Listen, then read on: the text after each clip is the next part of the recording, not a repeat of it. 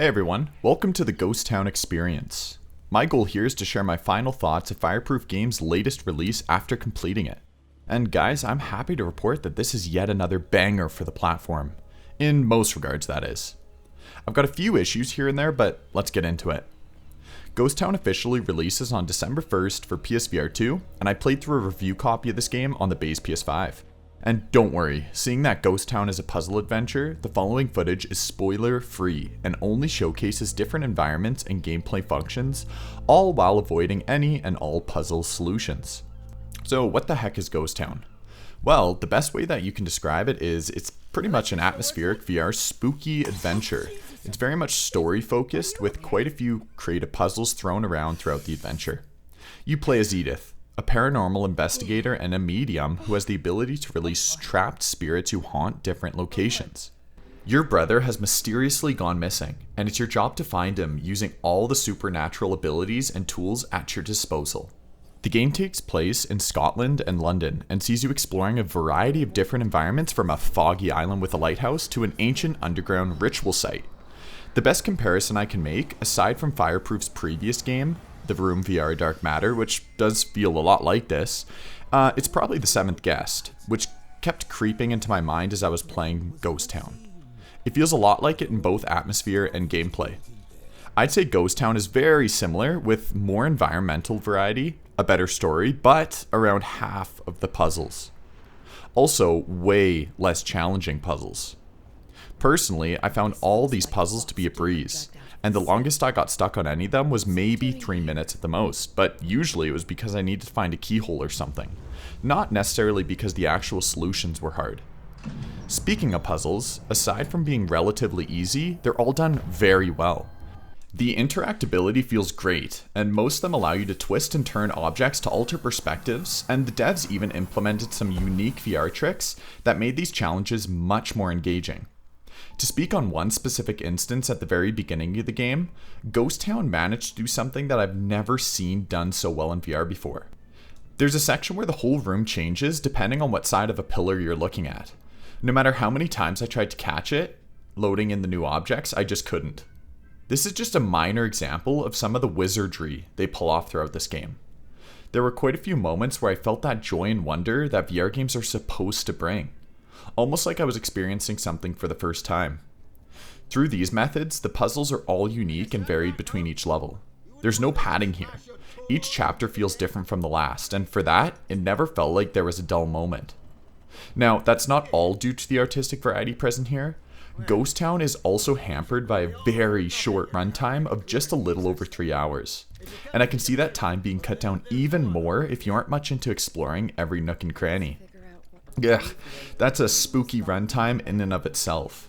I don't have the price of the game on PlayStation, but if it's anything like the price on Steam of $30 UST, that might be a tough sell for some who are strapped for cash and looking for the best bang for their buck.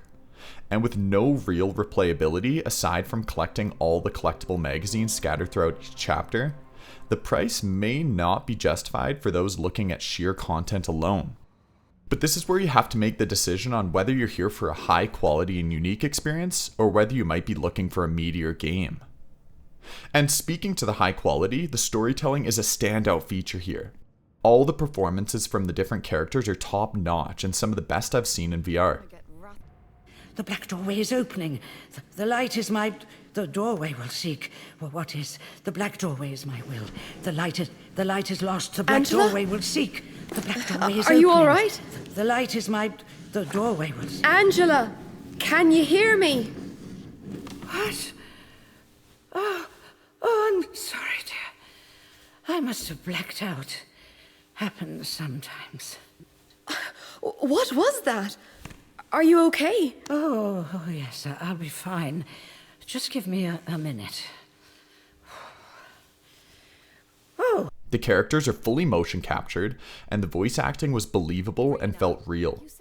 Most of the time, while the story is being told, things are happening around you, or you're allowed to interact with different objects and puzzles.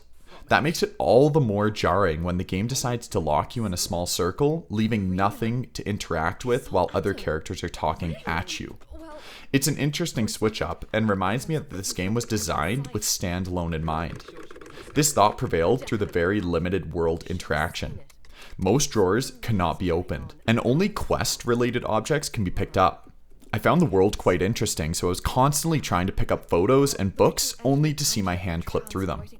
Not a big deal, especially considering how interactable most of the puzzles were, but it was weird being able to interact with a globe in one room, being able to spin it and such, and then in the very next room, the very same globe was nothing more than a static mesh.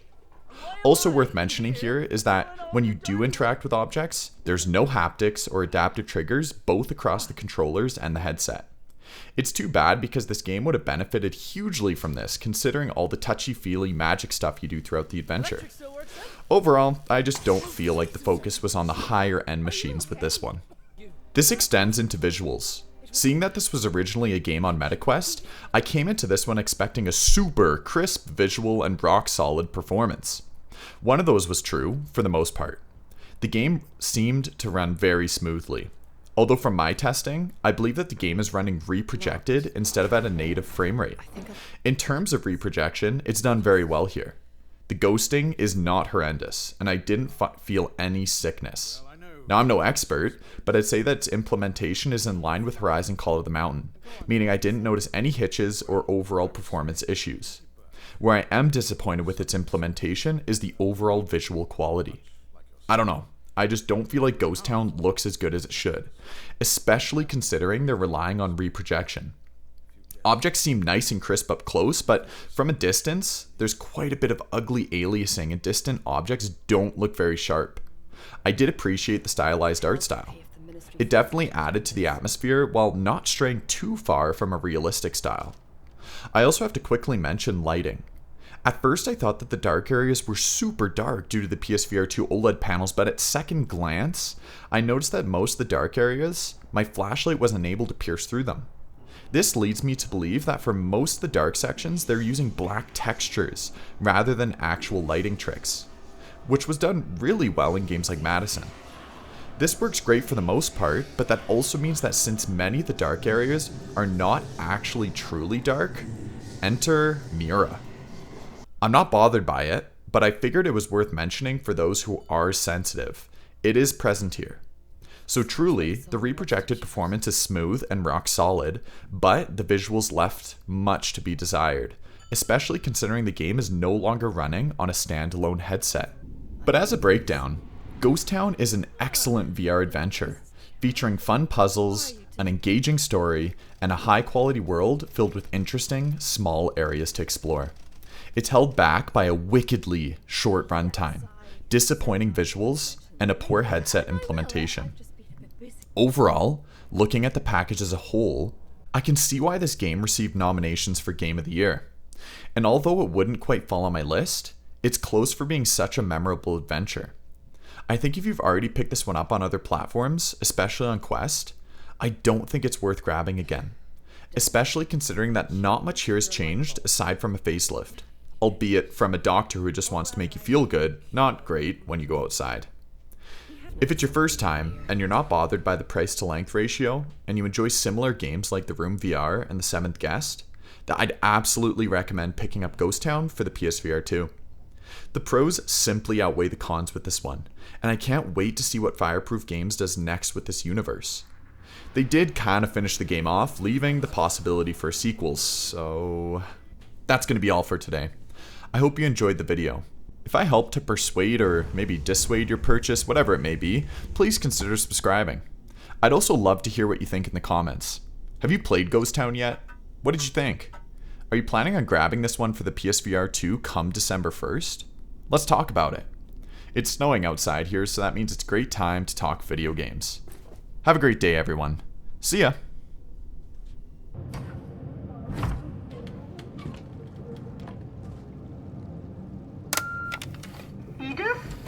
It's your mother. Just popped round to drop off some towels. Rena let me in. I threw out your old ones. Just assumed you were going to replace them anyway, given the state they were in. Love you. They keep dying. Rena keeps replacing them.